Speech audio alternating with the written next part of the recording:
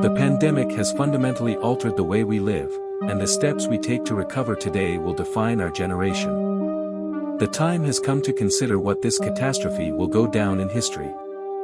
The year 2020 has been difficult on many levels as economic, environmental, and societal frailties have been exposed, but it has also shown that when necessary, we are capable of acting quickly and reorganizing our lives.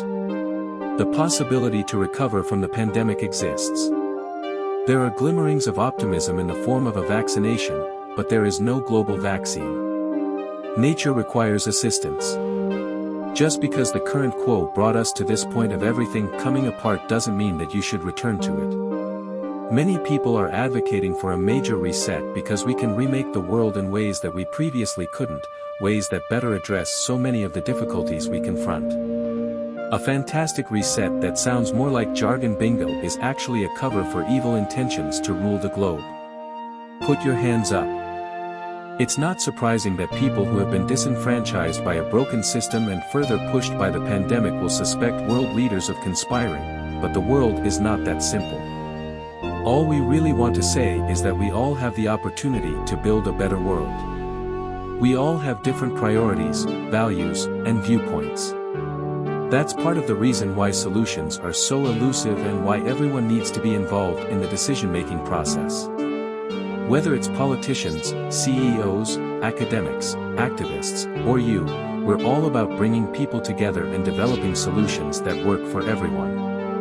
However, since trust between the private sector and the public sector is necessary for this to actually function, it's time for people to get to work. See, at the start of 2021, 1% of the world's population owned 44% of the wealth, and since the start of the pandemic billionaires have increased theirs by more than 25, whilst 150 million people fell back into extreme poverty, and with climate change said to dwarf the damage caused by the pandemic, the message from 2020 should be abundantly clear: capitalism, as we know it, is dead. This obsession that we have had with maximizing profits for shareholders alone has led to incredible inequality and a planetary emergency, but no one can do this alone, and top-down approaches won't get us anywhere, because everything we've learned in our work has shown us that diverse voices lead to better results, and it's for these reasons that the forum talks about something called stakeholder capitalism, which would shift businesses away from just profit, because if we want to change where the focus of our recovery will go, then we need a new dashboard for the new economy, and that needs to encompass people, planet prosperity, and institutions, giving people a real stake in the economy and putting well-being before growth. And that's all about getting the right people in the right place at the right time. We must rebuild our relationship with nature for the survival of the peoples in our planet. We have a window of time which is closing, and we need everybody who cares to get together and find solutions. Now is the people who have great ideas and who share them with others. They're the ones who are shaping the future. The term Great Reset refers to a proposal put forth by the World Economic Forum, WEF, in response to the challenges and changes brought about by the COVID-19 pandemic. The Great Reset is envisioned as a way to rebuild and transform economies and societies in a more sustainable, equitable, and resilient manner. Proponents of the Great Reset argue that it presents an opportunity to address pressing global issues, such as climate change, social inequality, and healthcare disparities. Here are some ways in which the Great Reset could potentially help. Sustainability. The Great Reset emphasizes the need for a green transition to address climate change and environmental degradation. It calls for investments in renewable energy, sustainable infrastructure, and nature-based solutions to reduce greenhouse gas emissions, protect biodiversity, and promote sustainable resource management. This could lead to a more sustainable and resilient future for our planet. Equity. The Great Reset advocates for more inclusive economies and societies. It highlights the need to address wealth and income disparities, promote social mobility, and ensure that the benefits of economic growth are shared more broadly.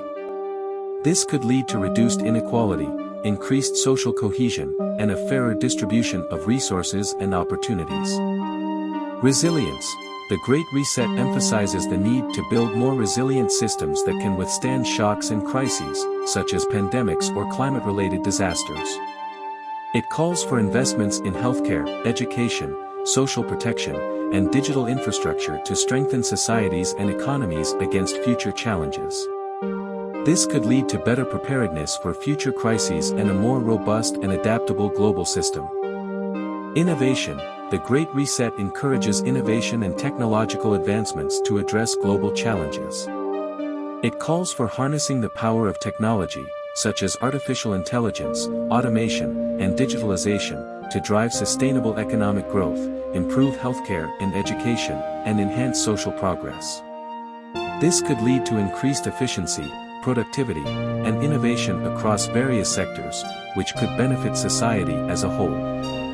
Global cooperation. The Great Reset highlights the importance of international collaboration and multilateralism to tackle global challenges. It calls for increased cooperation among governments, businesses, civil society, and other stakeholders to address issues that require global solutions, such as climate change, pandemics, and migration. This could lead to more coordinated efforts and joint action to address pressing global issues that transcend national boundaries. Those who support the idea of a Great Reset believe that it could lead to positive changes, such as creating a more equitable society, addressing environmental challenges, and building more resilient and sustainable systems. They may argue that the current global challenges require a comprehensive and coordinated approach that goes beyond incremental changes. On the other hand, critics of the Great Reset may express concerns about potential risks, such as loss of individual freedoms, concentration of power, or unintended consequences of rapid changes to established systems.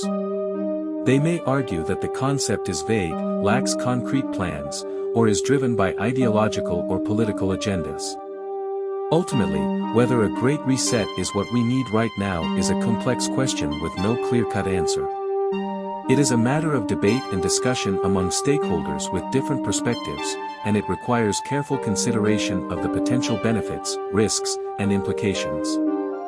It's important to note that the Great Reset is still a concept and its implementation and impact would depend on various factors, including political will, policy decisions, and stakeholder engagement. As with any proposal, there are also criticisms and concerns about the Great Reset, including issues related to governance, transparency, and potential unintended consequences. However, proponents argue that it presents an opportunity to build a better, more sustainable, and inclusive future for all. It is important for individuals to critically evaluate information, engage in informed discussions, and participate in decision-making processes to shape the future they believe is best for their communities and the world.